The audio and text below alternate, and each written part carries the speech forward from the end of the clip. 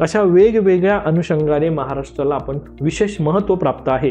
कुवलयमाला काव्य संग्रहामध्ये मरहट्ट असा उल्लेख होता। राजशेखर यांनी प्रदेशवाचक उल्लेख महाराष्ट्र असा केला आणि पश्चिम हा जर का शब्द त्या ठिकाणी दिलेला असेल तर तो रेखावृत्तीय विस्तार झाला असं आपण समजायचं। जो गोंदिया मला इथे MP ला पण लागून आहे आणि छत्तीसगडला पण लागून आहे की नेमकं ही रचना काय दर्शवते मला, तर धुळ्यामधून नंदुरबार वेगळा झाला, ठाणेमधून पालघर आहे, मुंबई शहरमधून मुंबई उपनगर आहे। सो एकंदरीत तुम्हाला या ठिकाणी महाराष्ट्राचा एक हा मॅप जो दिसतोय हा महाराष्ट्राचा राजकीय नकाशा आहे, ज्याला आपण पॉलिटिकल मॅप म्हणू शकतो किंवा त्याला ॲडमिनिस्ट्रेटिव्ह दृष्टिकोनातून पण आपण बघू शकतो। जसं की यामध्ये महाराष्ट्रातले जिल्हे आणि या संबंधित मध्ये तुम्हाला महाराष्ट्रातले तालुके, प्रत्येक जिल्ह्यामध्ये असलेले तालुके यांची रचना या पर्टिक्युलर मॅपमध्ये तुम्हाला बघायला मिळते।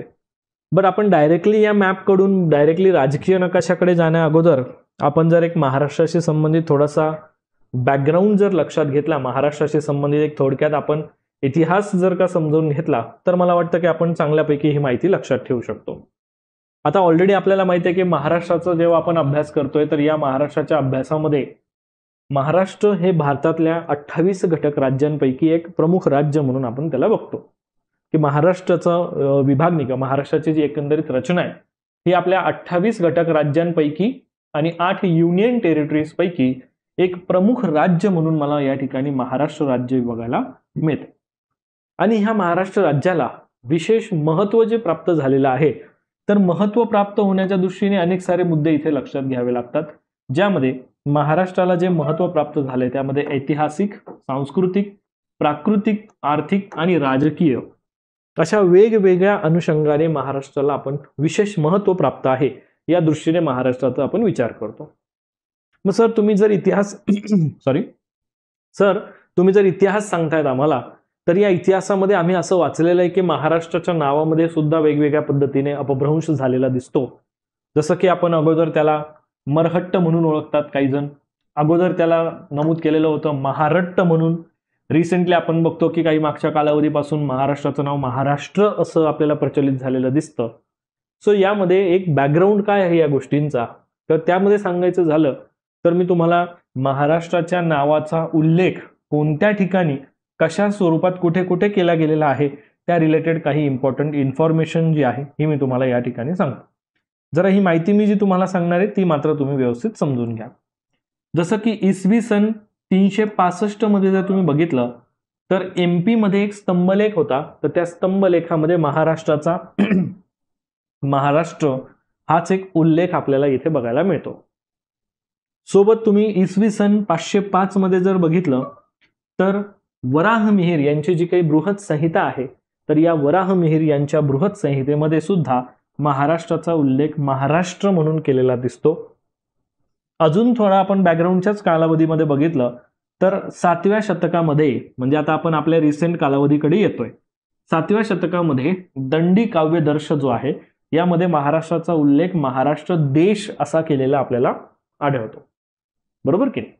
आणि 8व्या शतकामध्ये सुद्धा उद्योतन सुरी जो आहे, तर उद्योतन सुरी याने कुवलयमाला हे त्याचं काव्यसंग्रह जे आहे, उद्योतन सुरीचा एक काव्यसंग्रह आहे कुवलयमाला, तर ह्या काव्यसंग्रहामध्ये महाराष्ट्राचा उल्लेख जो आहे हा मरहट्ट असा उल्लेख आपल्याला त्या ठिकाणी बघायला मिळतो। समजते? जसं मी बोललो तुम्हाला की मरहट्ट, महारट्ट, महाराष्ट्र असं त्याचा अपभ्रंश होत आलेला दिसतो आपल्याला। आणि मग फायनली आपल्याला रिसेंट जे आपलं महाराष्ट्र राज्याचं नाव आहे ते आपल्याला इथे दिसतं।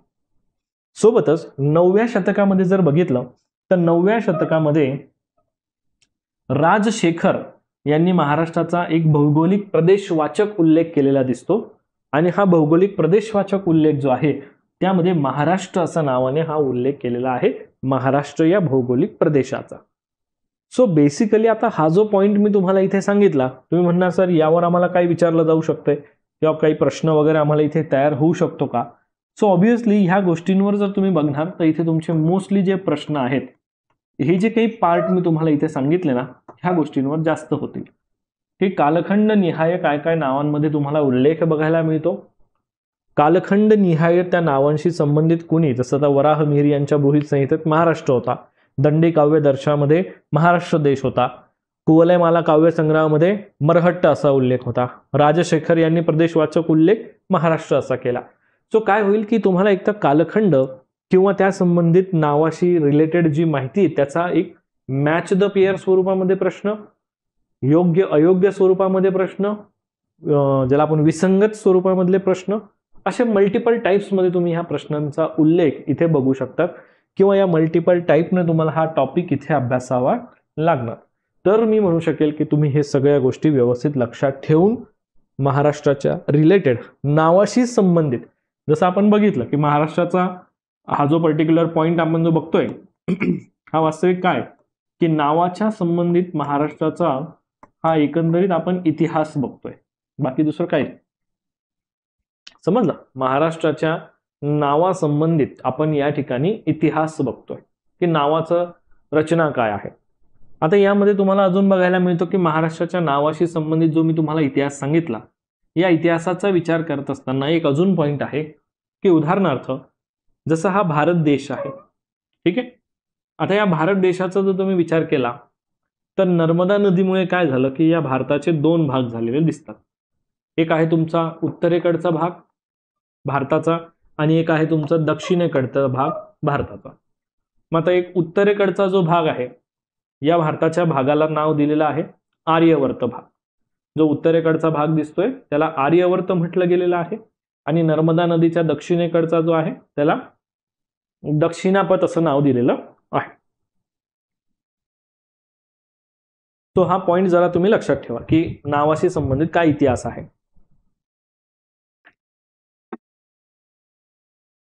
ठीक आहे. आता जर तुम्ही काही मार्क म्हणजे PYQs वगैरे बघितलेले असतील तर तुम्हाला नावाशी संबंधित काही एक इतिहासाच्या बेसिसवरचा पण प्रश्न येऊ शकतोय. यामध्ये तुम्हाला एक प्रोबॅबिलिटी जी जास्त आहे, तुम्ही बघत असाल की आता आयोगाचा प्रश्न विचारण्याचा जो भाग आहे तो थोडासा बदललाय. कसा की काही तज्ज्ञ लोकांनी मांडलेली मतं किंवा तज्ज्ञ लोकांनी मांडलेले विचार किंवा तज्ज्ञ लोकांनी मांडलेल्या नावासंबंधितचे वैशिष्ट्य, अशा काही गोष्टींवर वेगवेगळ्या टॉपिक रिलेटेड प्रश्न येतात की जिथे तज्ज्ञांचा समावेश जास्त असतो. सो बऱ्याच जणांना महाराष्ट्राच्या नावासंबंधित तज्ज्ञांनी मांडलेले जे नावं आहेत त्या रिलेटेड माहिती नसते.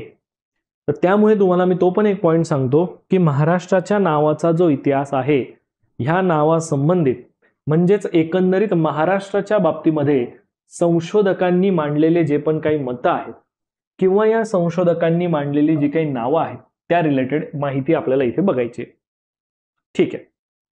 बरं, आता एक लक्षात घ्या, नावांच्या रिलेटेड जो पॉइंट मी तुम्हाला इथे सांगेल हा पूर्ण घटक तुम्हाला कोणत्या अनुषंगाने लक्षात घ्यायचा. पहिला जो पॉइंट आहे डॉक्टर ओपर्ट यांनी मांडलेलं नाव, त्यांच्यानंतर आहे डॉक्टर जॉन विल्सन, त्यांच्यानंतर आहे डॉक्टर भांडारकर, त्यांच्यानंतर आहे डॉक्टर काने, त्यांच्यानंतर आहे डॉक्टर जोशी आणि त्यांच्यानंतर आहे महानुभव वाङ्मय. आता ह्या सगळ्या घटकांमध्ये एक्झॅक्टली महाराष्ट्राच्या नावाचा काय इतिहास आहे तर डॉक्टर ओपर्ट यांचं म्हणणं होतं की महाराष्ट्राचं नाव मल्ल राष्ट्र यावरून पडलेलं आहे. मल्ल राष्ट्र, मल्ल म्हणजे मार आणि या नावावरून महाराष्ट्र हे नाव आपल्याला तयार झालेलं आहे असं त्यांचं म्हणणं आहे. ठीक आहे. मग तुम्हाला मॅच द पेअर मध्ये येऊ शकतो किंवा विधानांमध्ये हा पॉइंट येऊ शकतो. डॉक्टर जॉन विल्सन यांनी महाराष्ट्र हे नाव सांगितलं. तर महाराष्ट्र हे नाव जॉन विल्सन यांना मोल्सवर्थच्या प्रस्तावनेत बघायला मिळतं. डॉक्टर भांडारकर यांचं म्हणणं आहे की महाराष्ट्राचं नाव राष्ट्रिक, महाराष्ट्र, राष्ट्र या शब्दाशी संबंधित जर बघायला गेले तर राष्ट्रिक हा एक संस्कृत शब्द आहे आणि राष्ट्रिक या संस्कृत शब्दावरून राष्ट्रिक याचं राष्ट्रीय काय म्हणता येईल, राष्ट्रिक या शब्दाचं संस्कृत स्वरूप राष्ट्रिक आहे आणि त्यावरून महाराष्ट्र हे नाव आपल्याला प्रचलित झालेलं बघायला मिळतं. सो असा हा नावासंबंधीचा एक थोडक्यात पॉइंट त्यांनी मांडलेला आहे. त्यानंतर आहे डॉक्टर काने. डॉक्टर काने यांचं म्हणणं आहे की जे महाराष्ट्र नाव आहे हे महान राष्ट्र यावरून महाराष्ट्र हे नाव पडलेलं आपल्याला दिसणार. डॉक्टर जोशी यांचं म्हणणं आहे की मरहट्ट हा एक प्रकारचा कानडी शब्द आहे. जसं मी तुम्हाला या ठिकाणी सांगितलं, मरहट्ट, महारट्ट आणि महाराष्ट्र. सो त्यांचं म्हणणं आहे की मरहट्ट जो आहे हा एक प्रकारचा कानडी शब्द आहे की ज्यामध्ये मर या शब्दाचा अर्थ होतो झाड आणि हट्ट या शब्दाचा अर्थ होतो धनगर. सो यावरून महाराष्ट्र हे नाव तयार झालं असं त्यांचं म्हणणं आहे. आणि मग त्यानंतर महानुभाव वाङ्मयाचा जर तुम्ही भाग बघितला तर त्यामध्ये तुम्हाला दिसेल की जे उत्तर भागामध्ये राहणारे जे आर्य लोक होते, हे आर्य लोक मला दक्षिणेत आलेले दिसतात. हे आर्यवर्त लोक दिसत आहेत का? हे आर्य लोक दक्षिणेत आले. दक्षिणेत आल्यानंतर त्यांनी 6 नवीन राष्ट्र स्थापन केलेले होते. ज्यावेळेस ते दक्षिणेकडे आले तर त्यांनी 6 नवीन राष्ट्र स्थापन केले आणि या 6 राष्ट्रांचं एक असं राष्ट्र होतं की जे महंतांचं राष्ट्र होतं आणि ह्या महंतांच्या राष्ट्रावरून आपल्याला महाराष्ट्र स्थापन झालं हे इथे बघायला मिळतं. समजतंय? सो ह्या नावाशी संबंधित आता मात्र तुम्हाला इथे बघायला मिळेल की सर मग आम्ही ह्या पर्टिक्युलर पॉइंट रिलेटेड जर आपण प्रश्नांचा विचार करायला पाहिजे तर काय काय विचार करायला पाहिजे. तर प्रश्नांच्या रिलेटेड विचार करत असताना इथे तुमचा फॅक्च्युअल विधान तयार होत असते किंवा जसं आपण म्हणत असतो योग्य अयोग्य टाईपचे प्रश्न,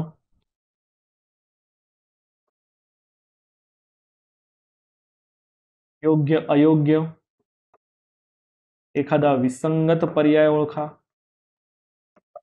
समजते? विसंगत पर्याय ओळखा किंवा जोड्या लावा.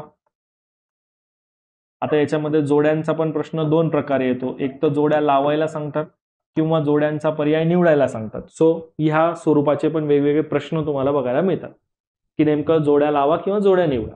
सो या टाईपचे प्रश्न जे आहेत या इन्फॉर्मेशनवर तुम्हाला मोस्ट प्रोबॅबिलिटीने आपल्याला तयार होताना दिसतील. हे तुम्ही विचार करून हा टॉपिक जो आहे हा अभ्यासायचा आहे. आता थोडक्यात तुम्हाला महाराष्ट्राच्या नावासंबंधित एक ऐतिहासिक पार्श्वभूमी तुम्हाला लक्षात येऊन गेली. ठीक आहे, ओके. नेक्स्ट पॉइंट आता आपण जो बघणार आहोत की महाराष्ट्राचं स्थान विस्तारासंबंधित काय बरं सांगता येईल. आता ऑलरेडी आपण बघत असतो की भारताचं जे स्थान आहे हे आपल्याला उत्तर पूर्व गोलार्धामध्ये आहे. विषुववृत्ताच्या उत्तरेला आहे आणि मूळ रेखावृत्ताच्या पूर्वेला आहे. त्यामुळे आपल्याला हे भारताचं स्थान जे दिसतंय मला हे उत्तर पूर्व गोलार्धामध्ये बघायला मिळतं. बरोबर? मग जर भारत पूर्ण उत्तर पूर्व गोलार्धामध्ये आहे तर त्याच पद्धतीने हा संबंध महाराष्ट्र जो आहे हा सुद्धा मला या ठिकाणी उत्तर पूर्व गोलार्धामध्येच बघायला मिळतो का? ऑलरेडी सर त्याच पद्धतीने दिसेल, कारण आपण म्हणू शकतो की महाराष्ट्र हे भारतातलं एक प्रमुख राज्य आहे. त्यामुळे महाराष्ट्र सुद्धा उत्तर पूर्व गोलार्धामध्ये बघायला मिळतो. आता इथे आपण महाराष्ट्राशी संबंधित त्याचं स्थान आणि विस्ताराचा विचार करतोय. त्यामुळे आता जसं आपण उत्तर गोलार्धात आहोत त्यामुळे विषुववृत्तापासून उत्तरेकडे आपण अक्षवृत्त मोजत असताना महाराष्ट्राचा पॉइंट जो आहे हा 15°8 उत्तर अक्षवृत्त ते 22°2 उत्तर अक्षवृत्त हा आडव्या रेषांचा विस्तार तुम्हाला इथे समजला. आता याच्यात पण काय होतं, कधी कधी आपल्याला कन्फ्युजन होत असतं की आता ही जी माहिती मी तुम्हाला सांगतो ही जरा व्यवस्थित लक्षात ठेवा. अक्षवृत्त आणि रेखावृत्त ह्या रिलेटेड बऱ्याच जणांना मॅपवर हे प्लॉट करता येत नाही. आता लक्षात ठेवा, ज्यावेळेस अक्षवृत्त जे दिले जातात ते म्हणजे आडवे रेषा, बरोबर, आणि रेखावृत्त जे असतात ते म्हणजे पूर्ण उभ्या रेषांचा भाग असतो. आता यामध्ये ज्यावेळेस तुम्हाला आडव्या रेषांचा जो पार्ट दिलेला आहे त्यामध्ये तुम्ही काय लक्षात ठेवायचं आहे की तुमच्या अक्षवृत्त रेखावृत्ताच्या नंबर जे दिलेले असतात त्या नंबर पुढे जर समजा उत्तर किंवा दक्षिण हा जर शब्द असेल तर तो अक्षवृत्तीय विस्तार झाला आणि पूर्व आणि पश्चिम हा जर का शब्द त्या ठिकाणी दिलेला असेल तर तो रेखावृत्तीय विस्तार झाला असं आपण समजायचं. समजलं? आता इथे नंबरच्या पुढे बघा 15° उत्तर आहे. मग 15°8 उत्तर म्हणजे ते आडवी लाईन आहे, बरोबर का? आडवी लाईन. 22°2 उत्तर म्हणजे आडवी लाईन आहे, बरोबर. रेखावृत्तीय विस्तार इथे तुम्हाला बघायला मिळतो. रेखावृत्तीय विस्तार जो आहे तो म्हणजे आपण पूर्वेकडे जाताना मोजतो ना, मग इथे पहिली बाजू आपण पश्चिमेकडची मोजणार. 72°6 पूर्व, बघा पूर्व आला का म्हणजे रेखावृत्त आहे. ते आपल्याला 80° पूर्व म्हणजे आपल्याला रेखावृत्तीय विस्तार सुद्धा या ठिकाणी समजला. मग महाराष्ट्राचा अक्षवृत्तीय रेखावृत्तीय विस्ताराचा पॉइंट बघत असताना संपूर्ण महाराष्ट्र हे आपल्याला उत्तर पूर्व गोलार्धामध्ये बघायला मिळतं आणि उत्तर पूर्व गोलार्धामध्ये असणारा हा महाराष्ट्र संपूर्ण भारताच्या दृष्टीने विचार केला तर मला पश्चिम भारतामध्ये बघायला मिळतो. ठीक आहे, म्हणजे कन्फ्युजनसाठी एक स्टेटमेंट तुम्हाला, म्हणजे कन्फ्युजन दूर करण्यासाठी एक स्टेटमेंट देतो. भारत असेल किंवा महाराष्ट्राचा विचार केलेला असेल तर हे आपल्याला उत्तर पूर्व गोलार्धामध्येच बघायला मिळतात. उत्तर पूर्व गोलार्धात आहे. सो हे बाय डिफॉल्ट तुम्ही लक्षात ठेवायचं. समजलं? उत्तर पूर्व गोलार्धामध्ये हे आपल्याला दिसून येतात. सो हा एक पॉइंट मॅप बेसिसवर तुम्हाला सांगण्याचं कारण बऱ्याचशा गोष्टी मॅपवर आपण जेव्हा बघतो त्या व्हिज्युअलाइज होत असतात, किंवा आपण एक्झाममध्ये जरी बघितलं तर एक्झाममध्ये आपल्याला त्या गोष्टी रिकॉल होण्यासाठी खूप सोपं जात असतं. म्हणून हा पॉइंट पण तुम्हाला मॅपवर सांगितला. आणि हे अक्षवृत्त रेखावृत्तीय विस्तार जो आहे ना, अक्षांश रेखांश, तर हे ओळखणंही सोपं आहे आणि तुम्हाला मॅपवर प्लॉट करणं पण सोपं आहे. ज्यावेळेस तुम्हाला ही कन्सेप्ट क्लिअर होऊन जाते की आडव्या लाईन्स म्हणजे तुमच्या अक्षवृत्त रेखावृत्त विस्ताराचा जो नंबर दिलेला असतो त्यामध्ये उत्तर दक्षिण हा शब्द जर असेल तर समजून घ्यायचा आडव्या लाईन्स, आणि पूर्व पश्चिम हा जर शब्द असेल तर समजून घ्या उभ्या लाईन्स. हे तुम्ही इथे जरा साध्या सोप्या पद्धतीने हे लक्षात ठेवायचं, कारण इथेच बऱ्याच जणांना प्रश्न, बरेच विद्यार्थी पण इथे चुकत असतात. सो तसं तुम्ही चुका करायच्या नाही. ठीक आहे, बरं, हे झालं महाराष्ट्राचं स्थान आणि विस्ताराचा पॉइंट. ठीक आहे, आता एकंदरीत महाराष्ट्राचं स्वरूप आपण जरा बघूया की महाराष्ट्राची जी रचना आहे एकंदरीत आपल्याला दिसते, तर ही रचना आपल्याला कशी दिसते. तर यामध्ये बघा महाराष्ट्राचा जो पर्टिक्युलरली आकार आहे हा मला दिसतोय का बघा बरं, त्रिकोणाकृती. थोडा काय वाटतं तुम्ही म्हणणार सर त्रिकोणाकृती आकार कसं काय बरं म्हणतायत तुम्ही. त्रिकोणाकृती आकाराची रचना अशी आहे वास्तविक की कोकणकडची ही जी बाजू दिसते तुम्हाला, हा या पूर्ण त्रिकोणाचा पाया म्हटला जातो. आणि ह्या त्रिकोणाच्या पायाकडून निमुळतं टोक जर बघितलं तर आपल्याला हे गोंदियाकडे बघायला मिळतं. म्हणजे हे ओळखणं सोपं झालं की महाराष्ट्राचा आकार जो आहे हा वास्तव त्रिकोणाकृती दिसतोय, आणि त्याचा पाया जो आहे हा ॲज इट इज आपल्याला कोकणात दिसतो. त्याचं निमुळतं टोक जे आहे हे ॲज इट इज मला विदर्भात दिसतंय. सो ही प्रॅक्टिकल रचना झाली या महाराष्ट्राची रचना लक्षात ठेवण्यासाठी, किंवा महाराष्ट्राचा भाग लक्षात ठेवण्यासाठी, आकार लक्षात ठेवण्यासाठी. ओके सर, महाराष्ट्राचं क्षेत्रफळ किती आहे. महाराष्ट्राचं क्षेत्रफळ आहे 3,07,713 स्क्वेअर किलोमीटर. महाराष्ट्राचं क्षेत्रफळ 3,07,713 स्क्वेअर किलोमीटर, की जे भारताच्या एकूण भौगोलिक क्षेत्रफळापैकी 9.36% क्षेत्र आपल्याला महाराष्ट्राने व्यापलेलं दिसत असते. किती आहे? 9.36% क्षेत्र हे एकट्या महाराष्ट्राने व्यापलेलं मला दिसून येत आहे. बरं ठीक आहे, मग आता यामध्ये तुम्हाला जसं प्रश्न पडला की महाराष्ट्राने 9.36% आहे, तर रँकिंगनुसार महाराष्ट्र कितवा लागतो बरं मग भारतामध्ये. तर यामध्ये रँकिंगनुसार जर बघितलं तर पहिला तुम्हाला बघायला मिळतो राजस्थान, दुसरा जो आहे तो म्हणजे MP, तिसरा जो आहे तो म्हणजे महाराष्ट्र. सो हे रँकिंगनुसार तुम्हाला लक्षात ठेवायचे आहेत. रँकिंगनुसार म्हणजे हा क्षेत्रफळाच्या दृष्टीने जर तुम्ही बघितलं तर क्षेत्रफळाच्या दृष्टीने हा तुम्हाला क्रम या ठिकाणी बघायला मिळतो की सगळ्यात जास्त राजस्थान, नंतर MP, नंतर महाराष्ट्र तिसरा. कारण महाराष्ट्राने व्यापलेले 9.36% क्षेत्र एकंदरीत भारताच्या पूर्ण भौगोलिक क्षेत्रफळाच्या पैकी आपल्याला महाराष्ट्राचं क्षेत्रफळ मला तेवढं दिसून आलं. That's it. एवढी गोष्ट फक्त लक्षात ठेवा. ठीक आहे सर, अजून काय बरं लक्षात घेण्यासारखं आम्हाला दिसतंय या ठिकाणी. अजून गोष्टी लक्षात ठेवण्यासारखी जी आहे ती मात्र तुम्हाला आता व्यवस्थित इथे बघायची. त्यामध्ये बघा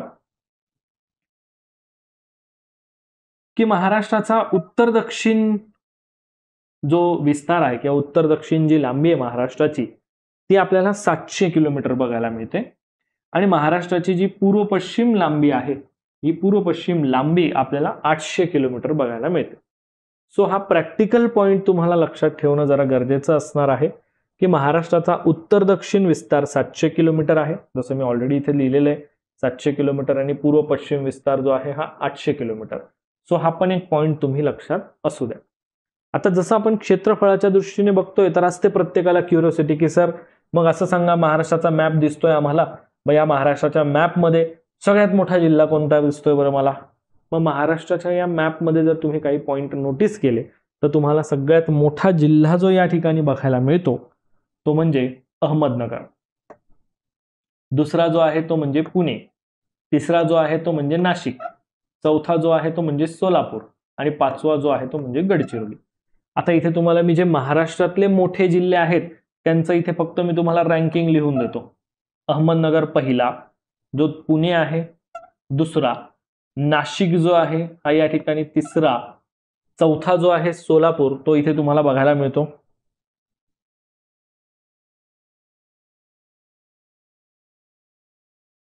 सोलापूर आणि पाचवा आहे गडचिरोली.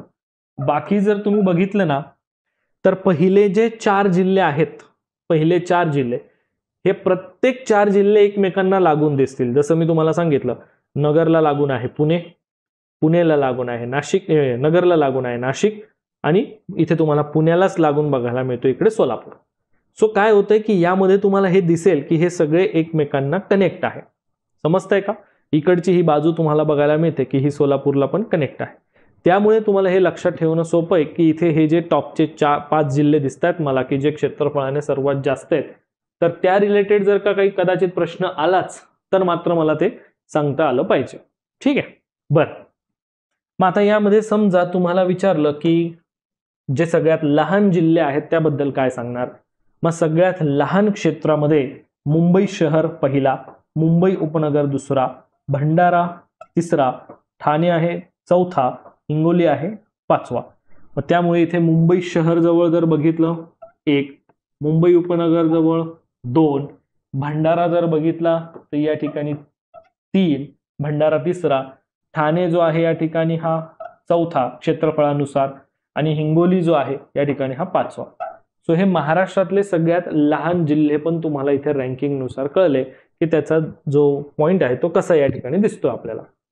यामध्ये एक अजून इंटरेस्टिंग फॅक्टर तुम्हाला बघायला मिळतो की महाराष्ट्रामध्ये ज्यावेळेस तुम्ही टॉपचे 5 जिल्हे जे बघतायत तर ह्या टॉपच्या 5 जिल्ह्यांमध्ये तुम्हाला एक गोष्ट बघायला मिळते ती म्हणजे की ह्या सगळ्यांचं क्षेत्रफळ जर टोटल काढली तर ती महाराष्ट्राच्या एकूण भौगोलिक क्षेत्रफळाच्या जवळपास 25% बघायला मिळते. म्हणजे महाराष्ट्रातल्या 36 जिल्ह्यांपैकी जवळपास 1/4 क्षेत्र जे आहे, लक्षात आलं का, जवळपास 1/4 क्षेत्र हे फक्त तुम्हाला या महाराष्ट्रातल्या 5 जिल्ह्यांनी व्यापलेलं आहे.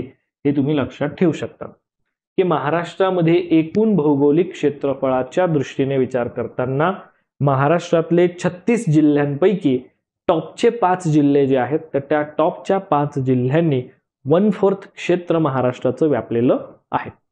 ही झाली प्रॅक्टिकल गोष्ट की जी आपल्याला विचारली जाऊ शकते किंवा ज्या गोष्टी आपल्याला माहिती असायला पाहिजे.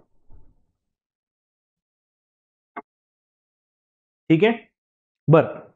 पुढचा पॉइंट की आता महाराष्ट्राचं जसं मी स्थान वगैरे पॉइंट तुम्हाला सांगितलं, झालं असं की आता महाराष्ट्राची जी स्थापना झाली ती आपल्याला 1 मे 1960 रोजी झालेली दिसते.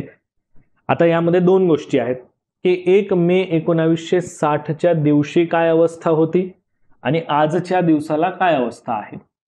मग 1 मे 1960 रोजी जर बघितलं तर महाराष्ट्रामध्ये जिल्हे होते 26 आणि प्रशासकीय विभाग होते 4. ठीक आहे, आणि आजच्या दिवसाला जर तुम्ही बघितलं तर महाराष्ट्रामध्ये जिल्हे आहे टोटल 36 आणि प्रशासकीय विभाग आहे टोटल 6. म्हणजे यामध्ये जिल्ह्यांची संख्या किती वाढली, 10 ने वाढली. प्रशासकीय विभागांची संख्या कितीने वाढली, 2 ने वाढली. सो हे तुमचे पॉइंट इथे लक्षात ठेवा की महाराष्ट्रामध्ये आजच्या दिवसाला नवीन 10 जिल्हे बघायला मिळणार आहेत आणि प्रशासकीय विभागांमध्ये 2 प्रशासकीय विभाग. ठीक आहे, बरं. आता आपल्याला माहिती आहे महाराष्ट्रामध्ये टोटल 6 प्रशासकीय विभाग आहेत. त्यातले जुने प्रशासकीय विभाग जे आहेत ते म्हणजे कोकण, पुणे, औरंगाबाद आणि नागपूर प्रशासकीय विभाग. आणि नवीन तयार झाले नाशिक आणि अमरावती. ठीक आहे, आणि जसं मी बोललो तुम्हाला की महाराष्ट्राचं स्थान रिलेटेड पॉइंट बघितला आपण की महाराष्ट्र असो किंवा भारत, कारण भारतातलंच एक राज्य म्हणून आपण महाराष्ट्राचा विचार करतो, त्यामुळे भारतातलंच एक राज्य म्हणून विचार करत असताना महाराष्ट्र जो आहे आणि भारत जो आहे हा उत्तर पूर्व गोलार्धात दिसतो.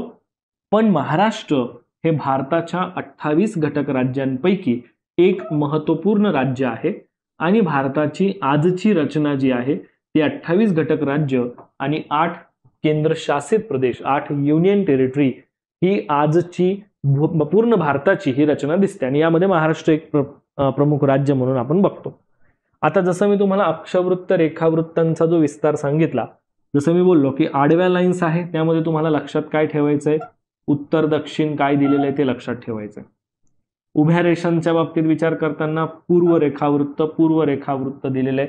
मग या गोष्टींवरून आपल्याला अक्षवृत्त विस्तार आणि रेखावृत्त विस्तार हे लक्षात घेणं खूप जास्त सोपं होत असतंय, याचा आपण इथे विचार करायचा. ठीक आहे. आणि जसं मी तुम्हाला ऑलरेडी हा पण एक क्रम सांगून दिला की नेमकं महाराष्ट्राचा जो एक अप्रोच आहे तो कसा दिसतोय आपल्याला, की महाराष्ट्राचा क्षेत्रफळानुसार भारतात कितवा क्रमांक लागतो, तर पहिला लागतो तुमचा राजस्थानचा, दुसरा लागतो एमपीचा आणि तिसरा लागतो महाराष्ट्राचा. बरोबर की नाही, क्षेत्रफळानुसार. आणि जसं मी तुम्हाला हे पण बोललो होतो की महाराष्ट्राचं टोटल क्षेत्रफळ भारताच्या एकूण भौगोलिक क्षेत्रफळापैकी महाराष्ट्राने व्यापलेलं किंवा महाराष्ट्राचं जे क्षेत्रफळ आहे तर ते टोटल क्षेत्रफळ आपण बघतो 3,07,713 स्क्वेअर किलोमीटर. आणि ह्या पूर्ण क्षेत्रफळाचा विचार करत असताना हे किती आहे टोटल, तर हे 9.36% क्षेत्र आपल्याला या ठिकाणी बघायला मिळत असतंय. सो ही झाली जी पूर्ण रचना की ज्यामध्ये महाराष्ट्राच्या स्थान आणि विस्तारासंबंधित पूर्ण रचना काय आहे, ज्यामध्ये आपण 1 मे 1960 रोजी काय स्ट्रक्चर होतं आणि आजच्या दिवशी काय स्ट्रक्चर आहे याचा एकंदरीत आढावा, याचा एकंदरीत भाग मी तुम्हाला या ठिकाणी सांगितलेला आहे. समजलं सर्वांना व्यवस्थित? बरं, मग आता अजून पुढचा एक पॉइंट आपण आता या ठिकाणी बघणार की महाराष्ट्राला लाभलेला जो सागरी किनारा आहे. बरं, आता सागरी किनाऱ्याच्या संबंधित काय बरं वेगळं सांगणार की सर आम्हाला माहित आहे की महाराष्ट्राचा सागरी किनारा जो आहे हा टोटल 720 किलोमीटर लांबीचा आहे, हे आम्ही वाचलेलं आणि हे आम्हाला तोंडीपाठ आहे. आणि त्यातल्या त्यात महाराष्ट्राला लाभलेला हा जो किनारा आहे यामध्ये एक विशेष गोष्ट तुम्हाला लक्षात ठेवायला लागेल की यामध्ये हा सागरी किनारा महाराष्ट्राच्या पश्चिमेकडचे राज्य जे आहेत ज्याला कोकण किनारा लाभलेला आहे, ज्यामध्ये पालघर, ठाणे, मुंबई शहर आणि उपनगर यांचा एकत्रित विचार जर केला तर बृहन्मुंबई, रायगड, रत्नागिरी आणि सिंधुदुर्ग.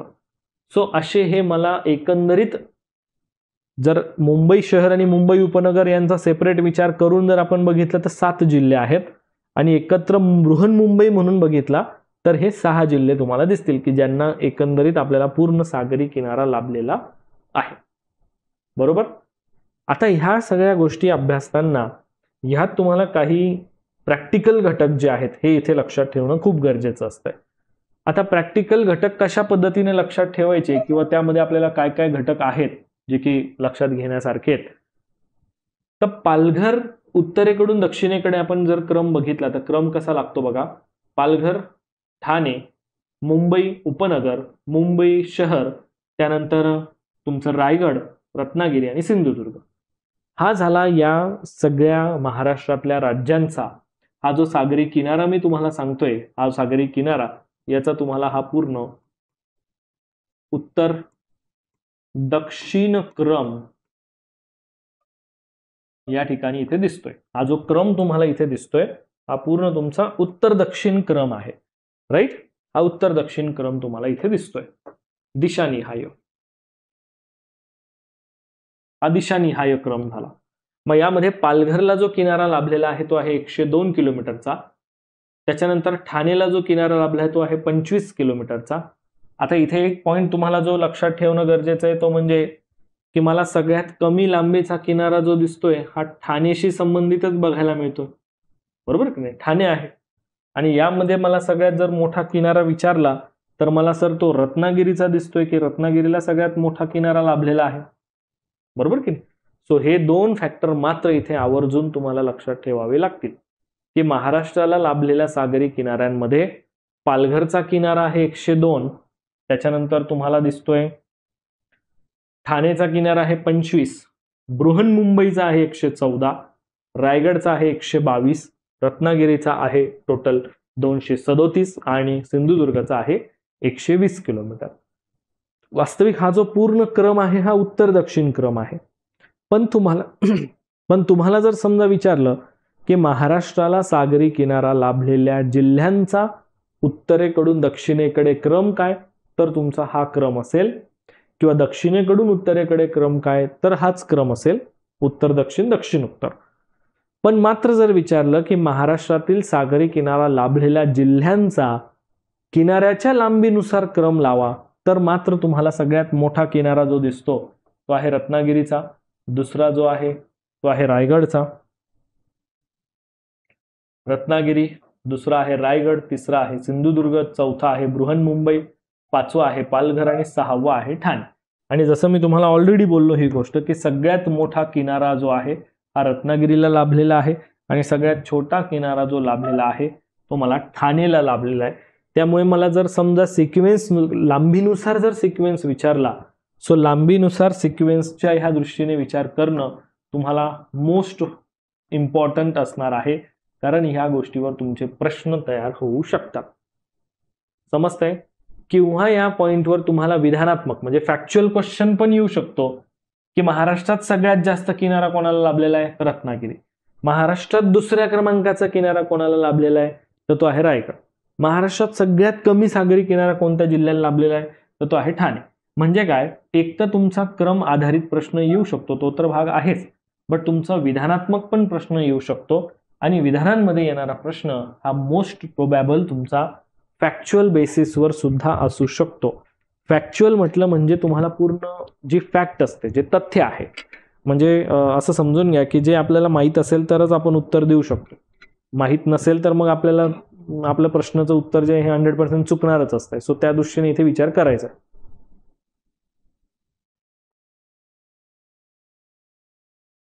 बरं, तुम्हाला या गोष्टी ज्या मी सांगितल्या त्या समजल्या का आता व्यवस्थित?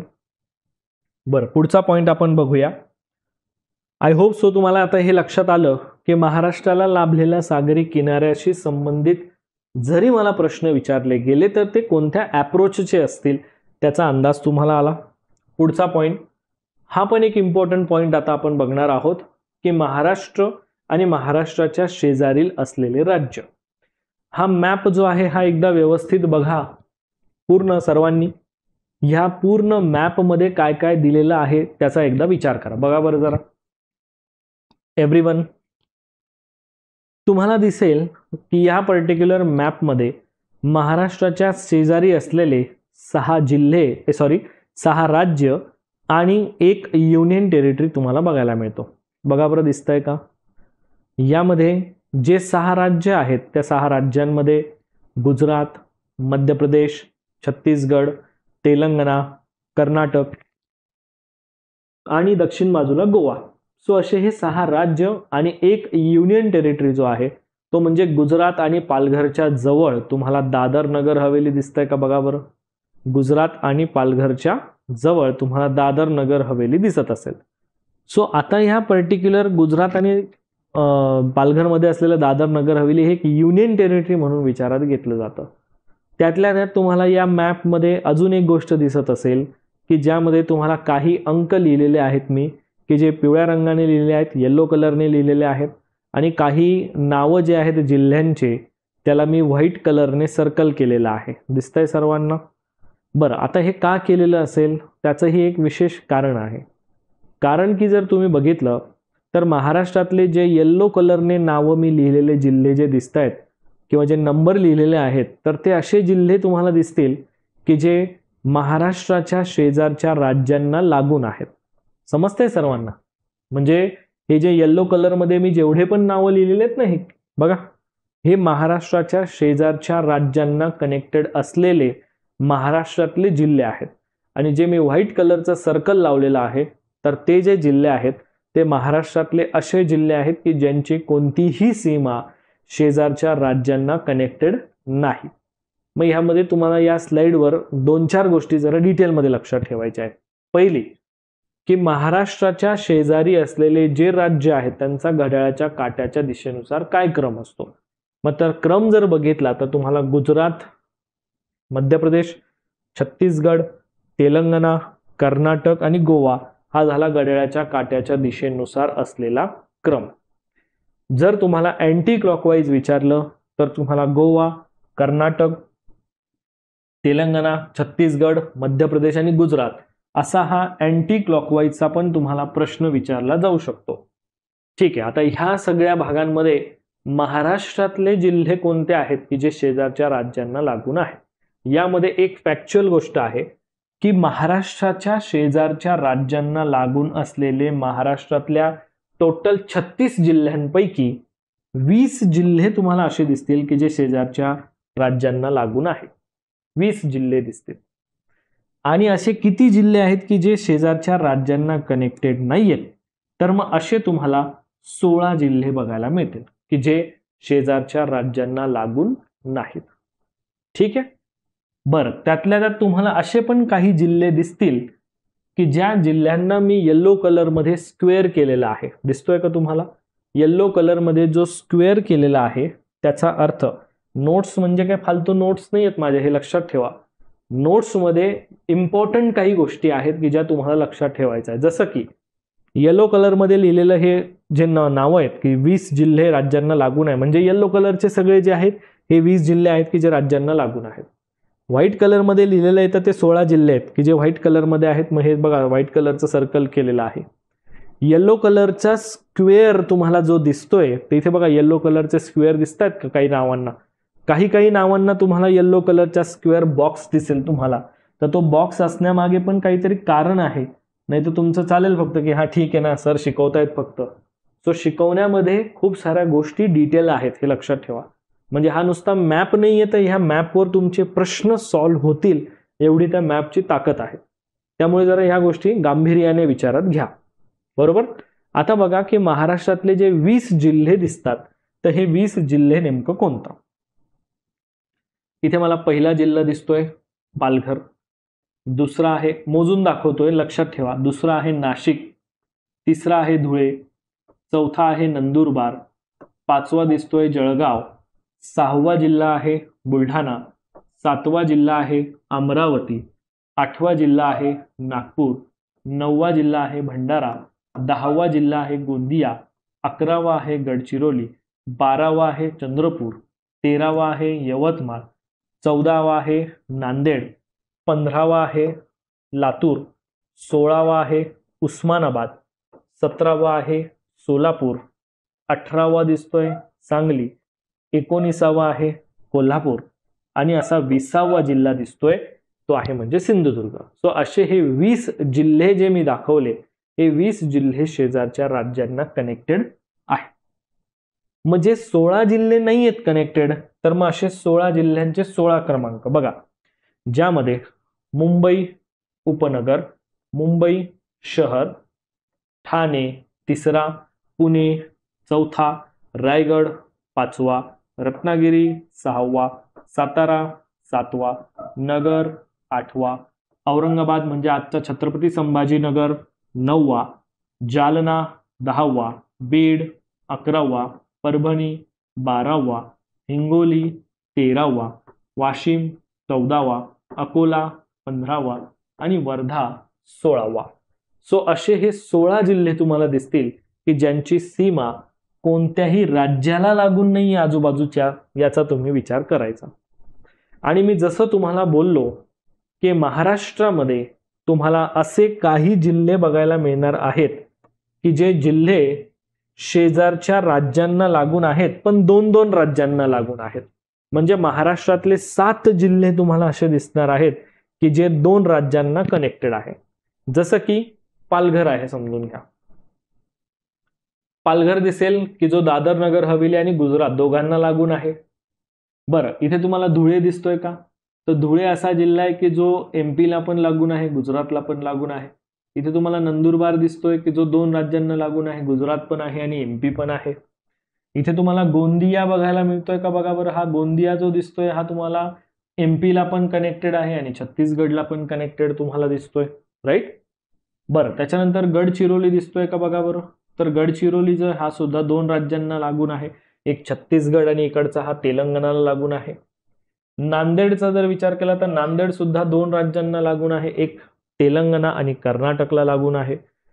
त्यानंतर सिंधुदुर्ग जो दिसतोय तुम्हाला, तर सिंधुदुर्ग सुद्धा 2 राज्यांना लागून आहे, त्यामुळे तुम्ही त्याचा पण एक पॉइंट विचारात घेणं गरजेचं आहे.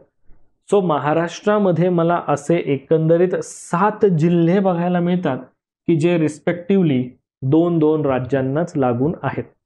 मग ज्यामध्ये या राज्यांची नावं जर बघितली तर पालघर, धुळे, नंदुरबार, गोंदिया, गडचिरोली, नांदेड आणि सिंधुदुर्ग. आय होप सो आता हा जो पॉइंट मी तुम्हाला इथे सांगितला तो एकदम व्यवस्थित तुम्हाला लक्षात आलेला असेल की नेमकं यामध्ये काय घटक आहेत आणि कसे घटक आहेत. Okay, that's it. Next point आता आपण या ठिकाणी जरा बघूया.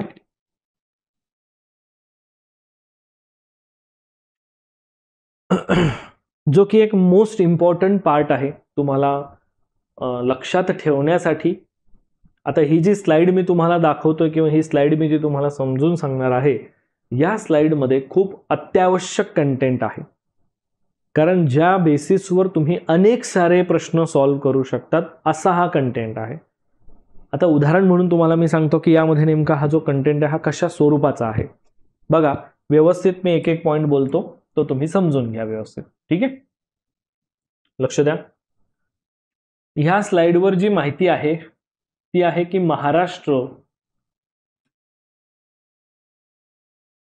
महाराष्ट्राला लागून असलेले शेजारचे राज्य आणि शेजारच्या राज्यांना लागून असलेले महाराष्ट्रातले जिल्हे, असे 2 गोष्टी आपण इथे बघणार. ह्या 2 गोष्टींचा विचार करत असताना आपण आता पहिल्यांदा राज्यांचा विचार करूया की महाराष्ट्राला लागून असलेले राज्य कोणते. आता हा जो क्रम आहे हा घड्याळाच्या काट्याच्या दिशेनुसार आहे, हा क्लॉकवाईज क्रम आहे. ठीक आहे, म्हणजे तुम्हाला जर इथे लिहायचं असेल तर तुम्ही लिहू शकता क्लॉकवाईज. हा जो पूर्ण क्रम मी तुम्हाला सांगतोय हा पूर्ण क्रम हा एकंदरीत क्लॉकवाईज क्रम आहे. ठीक आहे, मग आता क्लॉकवाईज क्रमानुसार जर बघितलं तर काय दिसतंय मला, गुजरात राज्य दिसतंय आणि गुजरात राज्याला महाराष्ट्रातले जिल्हे किती लागून आहे, तर गुजरात राज्याला महाराष्ट्रातले 4 जिल्हे लागून दिसतात. ठीक आहे, ठीक आहे सर, मग हे 4 जिल्हे जे मला लागून दिसणार आहेत ते कोणते. मग 4 जिल्ह्यांमध्ये दिसतोय पालघर, नाशिक, धुळे आणि नंदुरबार. ठीक आहे, पालघर, नाशिक, धुळे आणि नंदुरबार.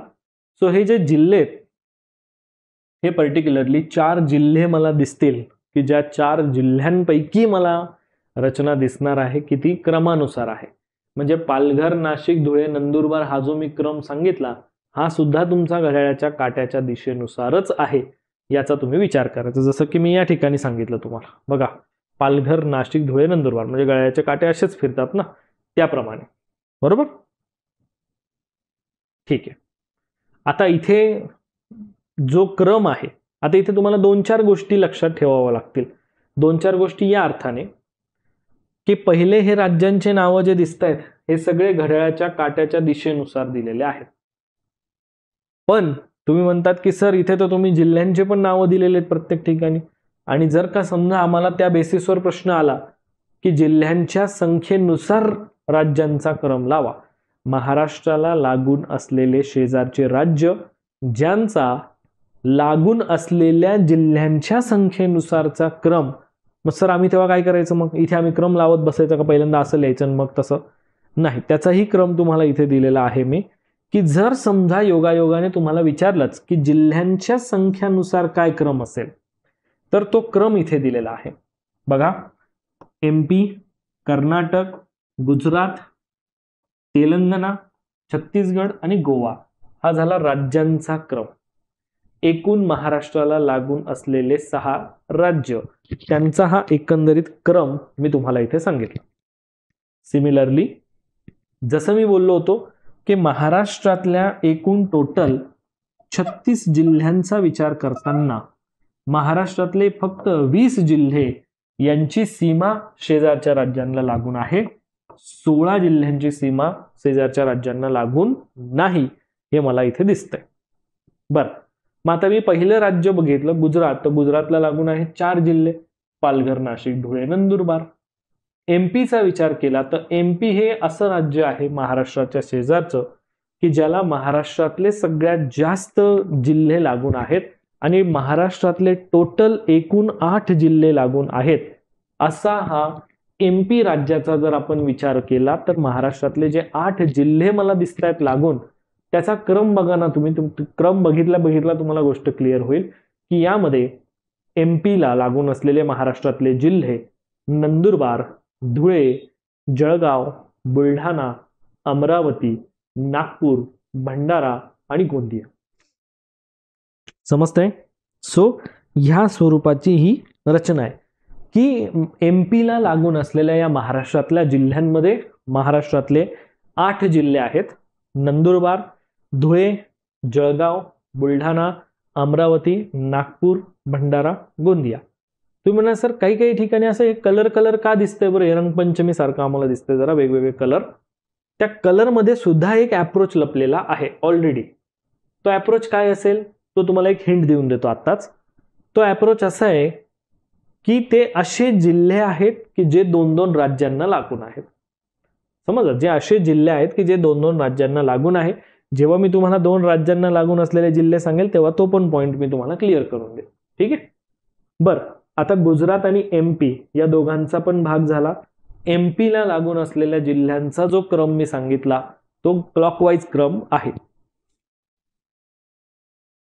बर, छत्तीसगड पुढचं राज्य आहे क्रमानुसार बघत असताना, घड्याळाच्या काट्याच्या दिशेनुसार जाताना. मग छत्तीसगडला लागून असलेले महाराष्ट्रातले 2 जिल्हे आहेत फक्त. म्हणजे 2 जिल्हे म्हणजे गोंदिया आणि गडचिरोली, हे 2च जिल्हे आहेत. गोंदिया आणि गडचिरोली हे बघा दिसतंय का इथे, हा तुमचा गोंदिया आणि गडचिरोली छत्तीसगडला लागून. बाकी MP ला लागून असलेले मग तुमचे नंदुरबार, धुळे, जळगाव, बुलढाणा, अमरावती, नागपूर, गोंदिया, सो भंडारा, गोंदिया. सो हे सगळे भाग आपण बघतो. त्याच्यानंतर पुढचा जो आहे तो म्हणजे तेलंगणा. तेलंगणाला लागून असलेले महाराष्ट्रातले जर का तुम्ही जिल्हे बघितले तर महाराष्ट्रातल्या जिल्ह्यांची संख्या आहे टोटल 4, की जे 4 जिल्हे तेलंगणाला लागून आहे, ज्यामध्ये आहे गडचिरोली, चंद्रपूर, यवतमाळ, नांदेड. गडचिरोली, चंद्रपूर, यवतमाळ, नांदेड हे जिल्हे मला या ठिकाणी दिसतात की जे लागून आहेत कुठे, कम्प्लिटली तेलंगणाला. बघा बरं तेलंगणाला लागून आहेत का? येस सर, ते दिसत आहेत मला. गडचिरोली, चंद्रपूर, यवतमाळ, नांदेड. म्हणजे घड्याळाच्या काट्याच्या दिशेनुसार क्रम बघत असताना तसाच क्रम येईल की गडचिरोली, चंद्रपूर, यवतमाळ, नांदेड या स्वरूपाचा हा क्रम आहे. त्याच्यानंतर कर्नाटकला लागून असलेले जर आपण बघितलं तर ते आहे टोटल 7 जिल्हे महाराष्ट्रातले. मग 7 जिल्हे जे आहेत त्यामध्ये नांदेड, लातूर, उस्मानाबाद, सोलापूर, सांगली, कोल्हापूर, सिंधुदुर्ग. ह्यामध्ये ना फॅक्च्युअल गोष्टी खूप जास्त आहेत बरं का. म्हणजे महाराष्ट्राच्या राजकीय प्रशासकीय रचना आपण जेव्हा बघतो ना, यामध्ये खूप साऱ्या फॅक्च्युअल गोष्टी जास्त दिसतील तुम्हाला. त्यामुळे हे फॅक्च्युअल गोष्टींकडे लक्ष द्या. इथे अनेक टाईपचे प्रश्न तयार होतात. म्हणजे तुम्हाला मी जसं अप्रोच सांगतोय प्रत्येक वेळेस की जिल्ह्यांचा क्रम, राज्यांचा क्रम, घड्याळाच्या काट्याचा क्रम, घड्याळाच्या विरुद्ध काट्याचा क्रम, 2-2 राज्यांना लागून असलेले जिल्हे. सो अनेक अप्रोच आहेत, बट ते अप्रोच आपण लक्षात ठेवून तो टॉपिक अभ्यासणं गरजेचं असतंय. आता जसं मी तुम्हाला इथे सांगितलं की बाबा इथे क्लॉकवाईज क्रम तुम्हाला सांगतोय मी. तर जसं कर्नाटकला लागून असलेले महाराष्ट्रातले जे पर्टिक्युलरली जिल्हे दिसतात तर या जिल्ह्यांमध्ये मला नांदेड,